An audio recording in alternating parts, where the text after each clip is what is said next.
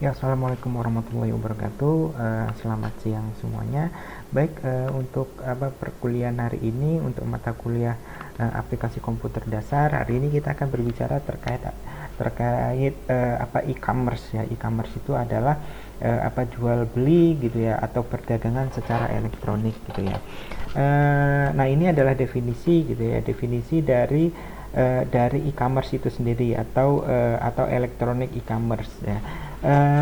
Internet yang berkembang itu menjadi saluran distribusi global ya, global utama untuk sebuah produk, jasa, lapangan pekerjaan dalam bidang manajerial dan juga profesional gitu ya. Jadi memang sekarang perkembangan internet gitu ya, khususnya di sektor barang dan juga jasa, sekarang memang sangat berkembang sangat pesat gitu ya, sehingga mungkin sekarang sudah banyak gitu ya, hampir seluruh masyarakat Indonesia itu sekarang sudah memanfaatkan yang namanya sebuah teknologi informasi, khususnya adalah internet gitu ya.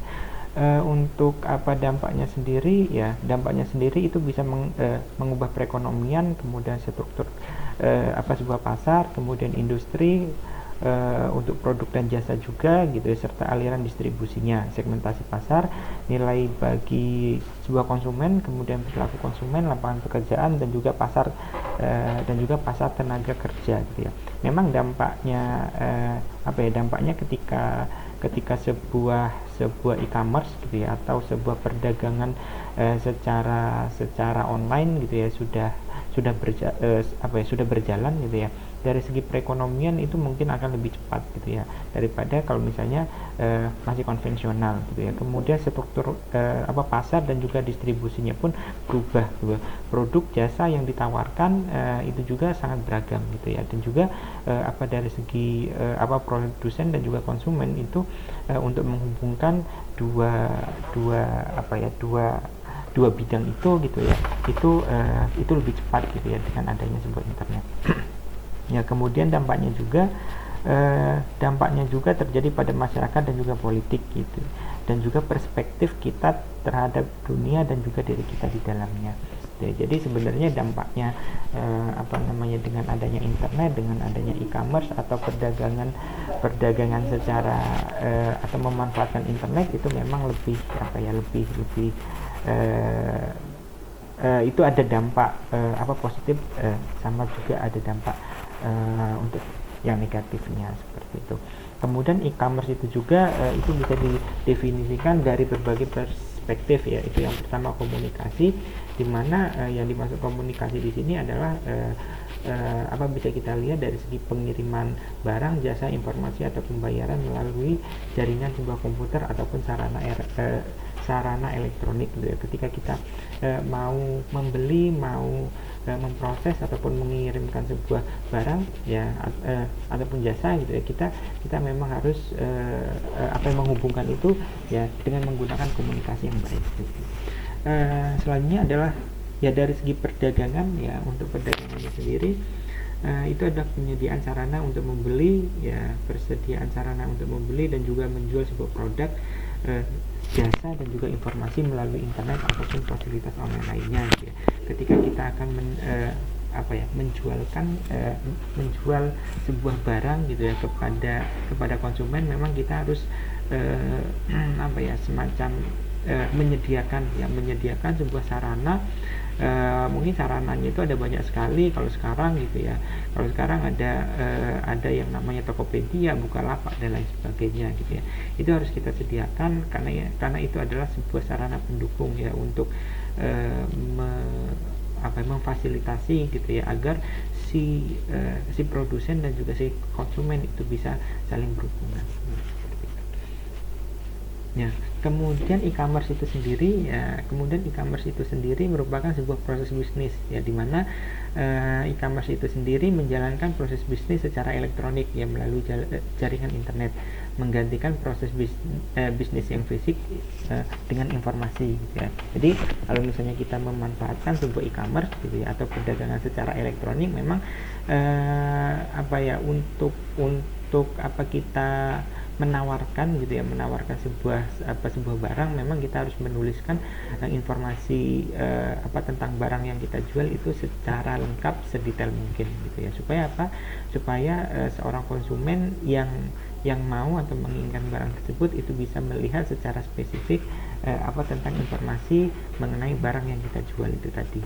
Itu memang sedikit berbeda gitu ya, antara proses bisnis, antara apabila kita langsung bertemu dengan si penjual gitu ya,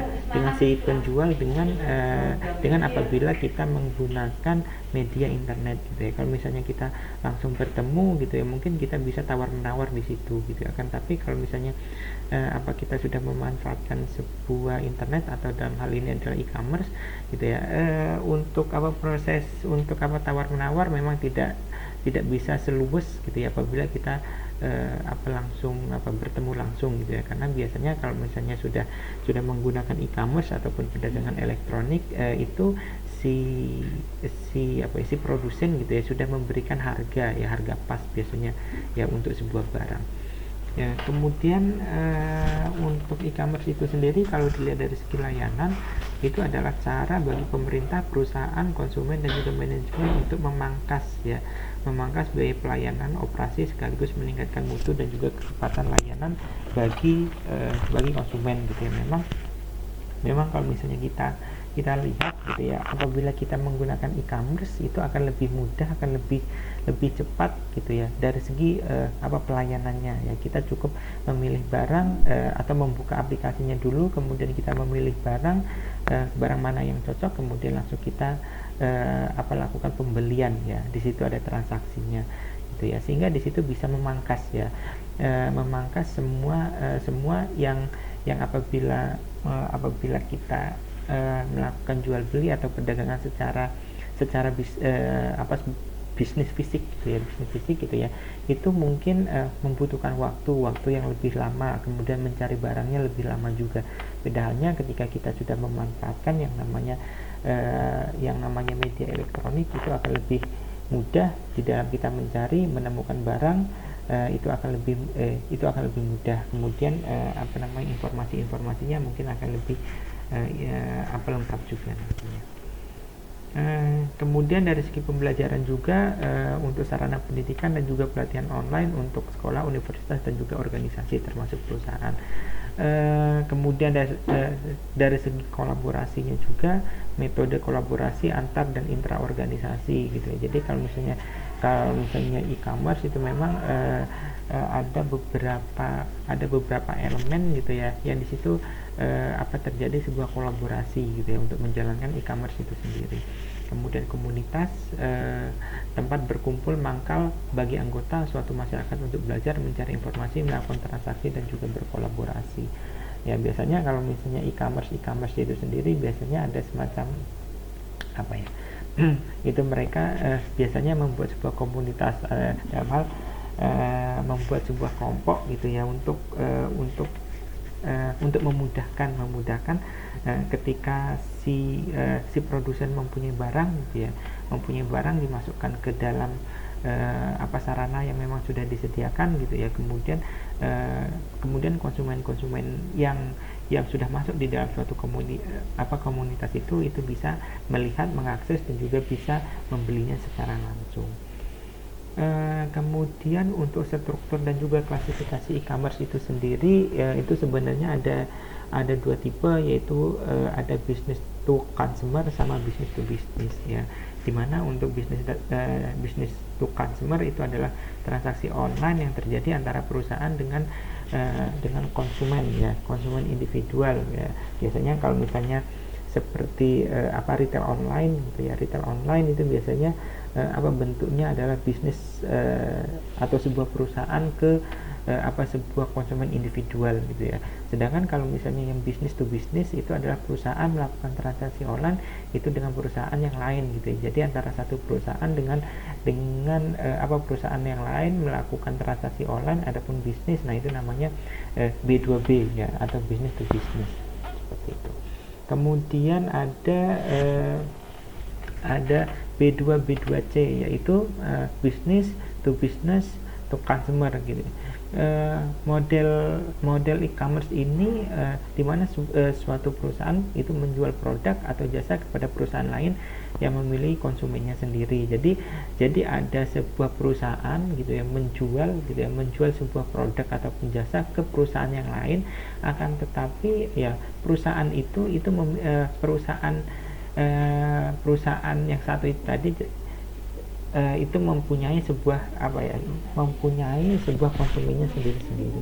Kemudian consumer to business atau C2B itu adalah di mana sebuah individu menggunakan internet untuk menjual produk atau jasa kepada perusahaan ataupun individu, atau untuk mencari penjual atau produk atau jasa yang diperlukan. Ini adalah ini yang paling banyak gitu ya, yang paling banyak di saat ini gitu ya, khususnya adalah masa pandemi ini adalah yang paling banyak berkembang itu adalah yang consumer to business ataupun consumer to consumer ya.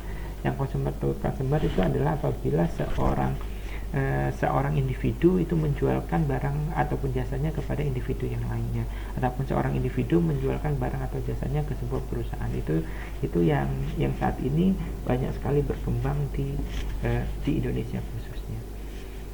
Kemudian dari segi infrastrukturnya memang kita membutuhkan internet ya kan, tapi kalau misalnya kita mengingat lagi untuk perkuliahan ataupun materi-materi yang sebelumnya terkait internet gitu ya, kita mengenal gitu ya infrastruktur yang bisa kita gunakan untuk melakukan e-commerce gitu ya. Itu ada media yang namanya internet, ada intranet sama extranet. Kalau internet itu adalah jaringan global, sedangkan intranet itu adalah jaringan yang dimiliki oleh sebuah perusahaan ya atau organisasi yang menggunakan teknologi informasi seperti browser web, kemudian protokol internet dan lain sebagainya. Sedangkan extranet itu sendiri adalah jaringan melalui internet yang berhubungan beberapa intranet ya. Jadi kalau misalnya ada beberapa intranet yang kemudian itu bisa dihubungkan, itu namanya extranet. Sedangkan kalau internet itu adalah jaringan global. Untuk infrastruktur yang non teknis, kalau yang tadi sudah kita bicarakan, itu adalah infrastruktur yang yang teknis ya. Kalau yang non teknis itu ada banyak sekali gitu ya. Di sini ada 5. Yang pertama adalah SDM. Tentunya kalau misalnya kita ada sebuah transaksi gitu ya, transaksi jual beli, tentunya harus ada SDM. Harus ada orang yang menjual sama harus ada orang yang membelinya, di situ SDM. Kemudian peraturan perundang-undangan ya, publik ya. Sekarang untuk e-commerce gitu ya, ataupun penjual online yang memang menjualkan barang atau jasanya secara online, itu sekarang sudah ada aturannya, sudah mulai ditarik pajaknya gitu ya. Kalau misalnya dulu apabila kita jual beli online itu belum ada pajaknya, kan tapi sekarang dengan perkembangan e-commerce yang sangat pesat, sekarang sudah mulai ada untuk pajak-pajak ya untuk setiap barang yang dijual gitu ya. Makanya kenapa apabila kita membuka atau membeli sebuah barang ataupun jasa di misalnya Bukalapak, Shopee dan lain sebagainya, biasanya ada PPh-nya dia. Ya, selanjutnya adalah dari segi pemasaran dan juga periklanan. Nah, ini adalah yang menjadi kunci apakah e-commerce itu bisa berjalan atau tidak, apakah barang yang kita jual itu bisa laku atau tidak, bisa dikenal orang atau tidak. Ini ya, yang paling penting itu adalah masalah pemasaran dan juga periklanan. Ketika sebuah barang itu tidak kita pasarkan, tidak kita iklankan, otomatis nantinya tidak orang lain ataupun konsumer yang membutuhkan barang tersebut itu tidak bisa melihat untuk iklan dan juga pemasarannya. Selanjutnya adalah layanan-layanan pendukung ya. Ini banyak sekali layanan-layanan pendukungnya ya. Kemudian kemitraan usaha ya. Kemitraan usaha biasanya ketika kita misalnya ada seorang mahasiswa ingin menjadi reseller gitu ya, tentunya dia harus mempunyai mitra usaha. Siapa yang membuat sebuah produk itu, siapa yang menciptakan produk itu, kemudian di situ ada reseller. Nah, reseller itu yang akan menjualkan barang-barangnya. Itu adalah bentuk sebuah kemitraan ya, kemitraan usaha. di dalam e-commerce. Kemudian e-commerce itu juga dari segi bidang multidisiplin gitu ya. Dari segi disiplin ilmu utama ada banyak sekali ilmu ya. Ada banyak sekali ilmu yang berkecimpung di situ ya. Di situ ada ilmu komputer tentunya. Ketika kita berbicara internet, ketika kita berbicara teknologi, ketika kita berbicara komputer, itu ada ilmu komputer ya di situ. Kemudian ilmu marketing juga ya, bagaimana cara kita memasarkan sebuah barang ya, di situ ada. Kemudian di situ ada ilmu terkait perilaku konsumen, kemudian masalah keuangan, ekonomi, kemudian ada ilmu terkait manajemen informasi sistemnya juga ya, yang ada di situ gitu. Jadi yang namanya e-commerce itu adalah tidak hanya satu bidang ilmu saja yang berkecimpung di situ, akan tapi ada banyak sekali bidang-bidang ilmu, ataupun bahasanya adalah multidisiplin ilmu. Manajemen juga masuk juga di situ ya, manajemen keuangan, manajemen pemasaran ya, seperti itu. Kemudian sebenarnya untuk e-commerce itu sendiri di internasional itu sebenarnya sudah sangat lama sebenarnya, sudah sangat lama itu ada gitu, sejak tahun 1970-an. Akan tapi inovasi seperti electronic fund transfer, kemudian data dikirim secara elektronis gitu ya, dari satu organisasi ke organisasi yang lain memang baru-baru ini gitu. Akan tapi untuk dari segi e-commerce-nya itu sendiri sebenarnya sudah lama gitu ya. Kemudian dari segi ADI, kemudian iOS-nya juga sudah lama sebenarnya untuk e-commerce itu sendiri. Ini adalah sejarah singkatnya gitu ya. Pada tahun 69 gitu ya, internet dilahirkan dari riset pemerintah Amerika Serikat. Kemudian pada tahun 90-an itu terjadi komersialisasi internet dan juga pertumbuhan perusahaan untuk .com gitu ya, atau internet seperti startup gitu ya. Itu sebenarnya sejak tahun 90-an itu sudah bermunculan yang namanya startup. Kemudian mungkin kalau misalnya di Indonesia gitu ya, pada tahun 2010-an ke atas gitu ya, sampai sekarang 2020 yang namanya startup itu sudah mulai banyak bermunculan gitu ya. Kan tapi kalau misalnya dari internasional itu sendiri sebenarnya dari tahun 90-an startup itu sudah mulai menjamur. Ya, ini adalah sejarah singkatnya lagi. Umumnya perusahaan besar dan juga sedang di Amerika Serikat itu sudah memiliki situs web. Kemudian umumnya perusahaan besar di Amerika Serikat itu sudah memiliki portal lengkap. Pada tahun 99 itu fokus dari e-commerce itu sendiri bergeraknya itu adalah B2C ataupun B2B gitu ya. Kemudian pada tahun 2001 itu terjadi pergerakan fokus ya dari B2B, B2E, kemudian e-commerce, e-governance, kemudian e-learning ya, sampai ke sekarang itu adalah mobile commerce ya. Sekarang hampir semua lapisan masyarakat sekarang sudah memanfaatkan yang namanya e-commerce ya. Kemudian e-commerce itu sendiri akan terus berevolusi. Ya kalau misalnya kita melihat lagi itu tadi gitu ya, sejarah singkat dari e-commerce itu sendiri kan mulai dari B2B, B2C, C2B, kemudian sampai sekarang itu adalah C2C ya, artinya di situ adalah dari satu individu ke individu yang lain gitu ya, sampai sedemikian perkembangannya. Kemudian kisah suksesnya ini adalah salah satu startup gitu ya yang sukses sebenarnya, itu adalah Kampus Food namanya, menyediakan menu interaktif gitu ya bagi mahasiswa dengan menggunakan internet untuk menggantikan pemesanan melalui telepon gitu. Pengembangan cluster base di sini menargetkan mahasiswa, perluasan ke universitas kemudian membuat daftar restoran gitu ya bagi mahasiswa untuk memesan antar makanan. Sebenarnya untuk ini untuk pemesanan makanan gini ya, ini sebenarnya untuk sekarang tidak hanya untuk yang di kampusfood.com ya, ada banyak sekali aplikasi-aplikasi yang bisa kita gunakan gitu ya. Bahkan sekarang seperti aplikasi Gojek, kemudian aplikasi GrabFood gitu ya, sudah ada juga gitu ya. Untuk itu adalah aplikasi-aplikasi yang memang sejenis gitu ya, seperti yang kampusfood.com ya, dimana untuk kampusfood.com ini adalah bentuknya adalah seperti mereka menyediakan warung warung makan gitu ya, warung makan, akan tetapi itu dalam bentuk dalam bentuk online gitu ya. Jadi kita bisa memilih makanan apa, minuman apa, kemudian kita pesan, kita bayar, nanti untuk makanannya akan diantarkan seperti itu. Kemudian Kampus Food itu sendiri kini beberapa aktivitas dialihdayakan ke perusahaan pemasaran sehingga memungkinkan perluasan ke puluhan universitas. Kemudian pendanaannya itu mereka mengambil dari investor swasta ya.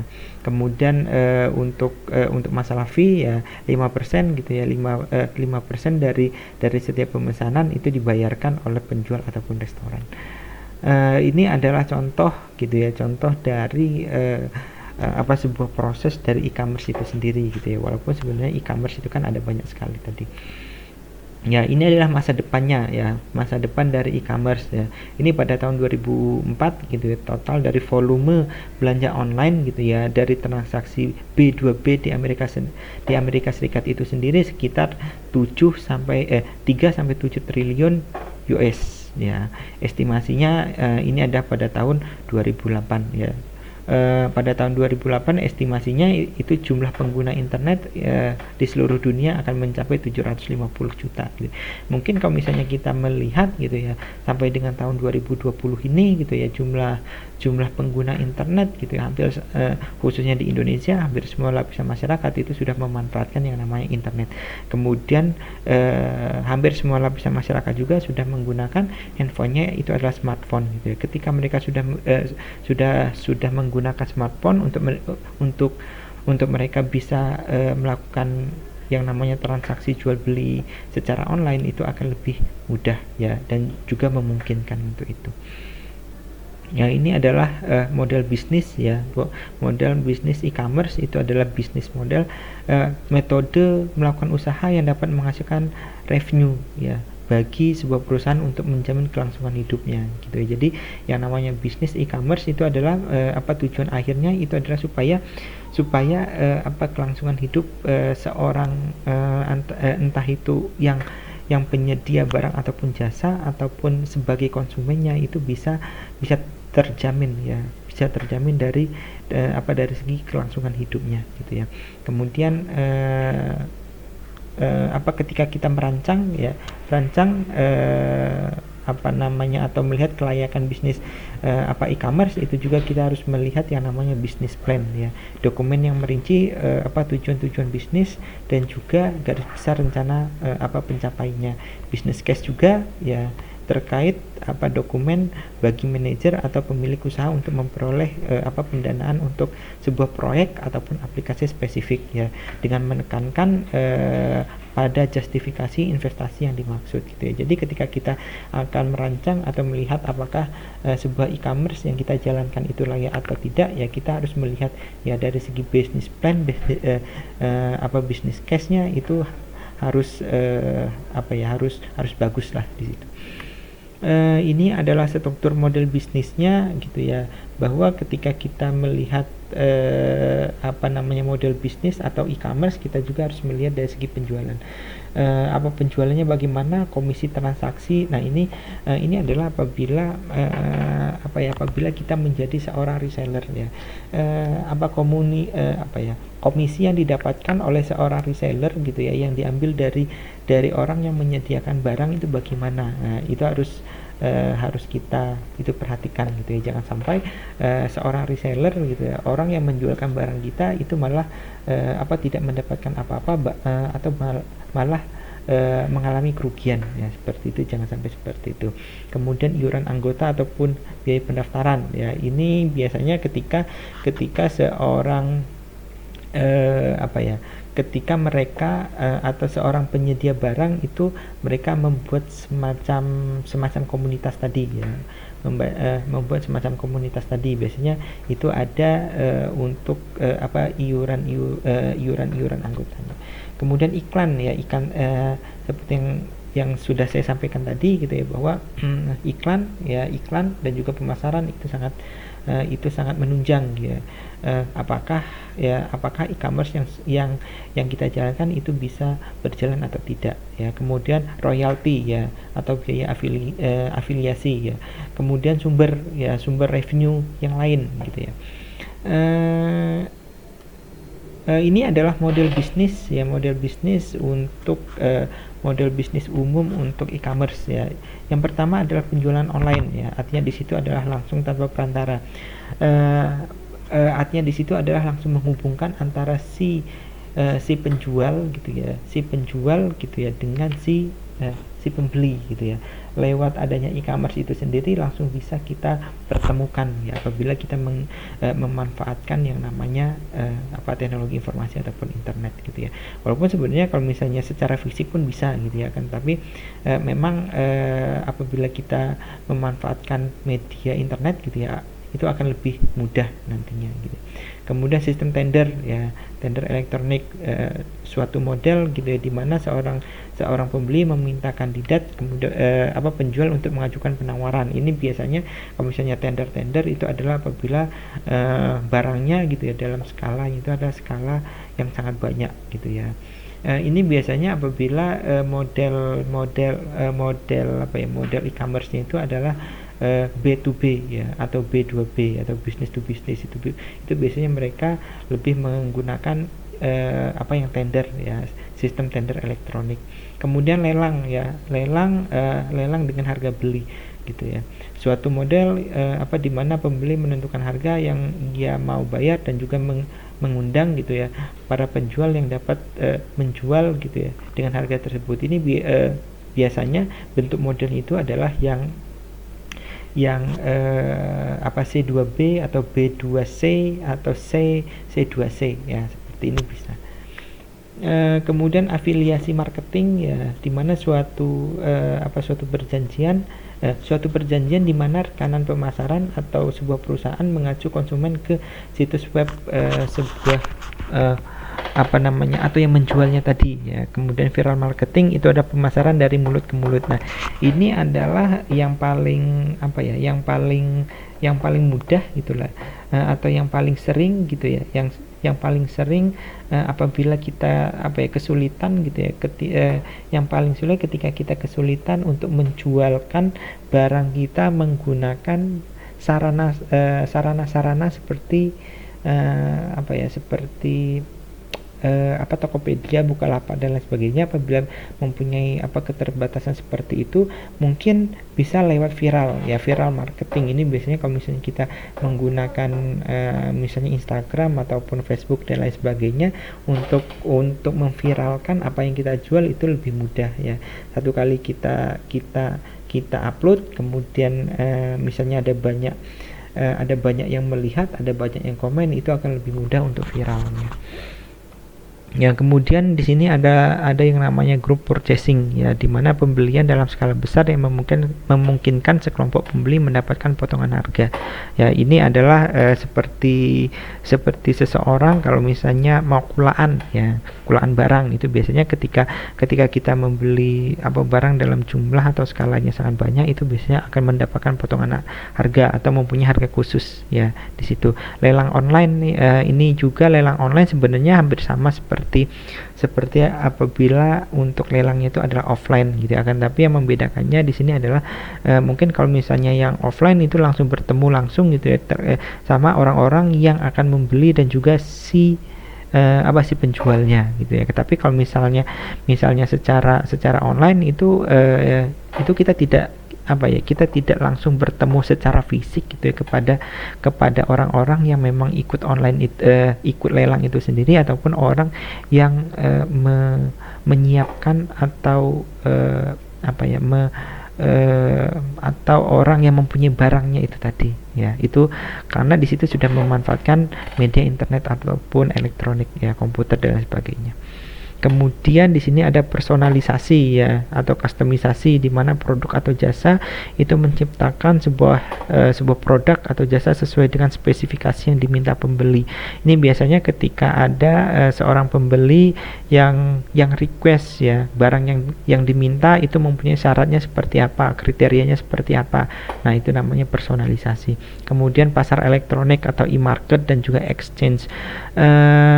Kemudian integrator gitu ya, rantai pertambahan nilai, kemudian penyedia layanan rantai pertambahan nilai gitu ya. Jadi model-model bisnis yang semacam ini gitu ya, model-model bisnis yang semacam ini itu sudah sangat berkembang gitu ya di perdagangan online ya, khususnya adalah di Indonesia. Kemudian broker gitu ya, broker informasi ya. Broker informasi di sini adalah hanya sebagai fasilitas ya, fasilitatornya gitu ya, fasilitasinya gitu ya, antara orang yang menyediakan barang, kemudian dia ada informasi lewat broker informasi ini, kemudian broker informasi inilah yang akan men-share gitu ya, atau yang akan menyampaikan kepada konsumen-konsumen tadi. Pertukaran barang ataupun barter. Nah, barter ini mungkin kalau misalnya e-commerce itu sangat jarang gitu ya.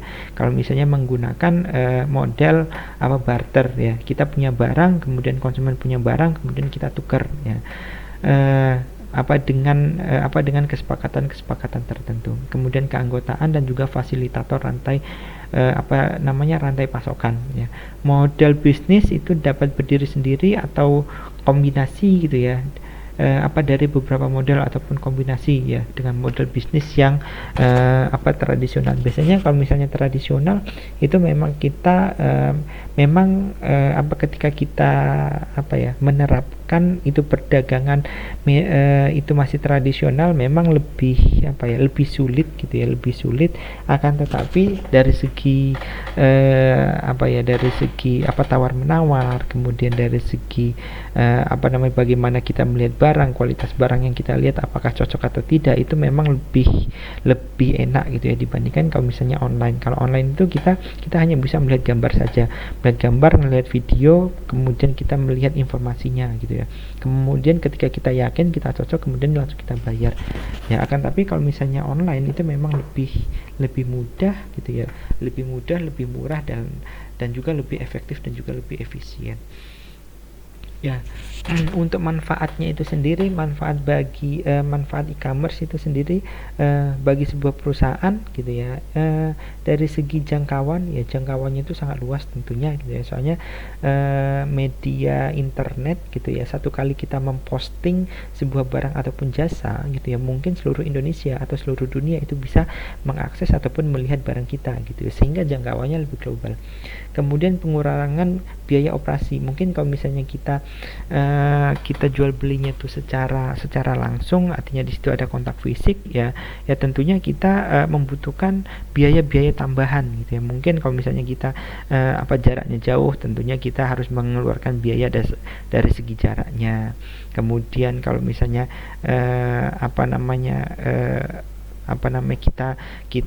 kita membutuhkan misalnya naik motor, naik mobil, dan lain sebagainya, tentunya biaya yang seperti itu harus kita perhatikan juga.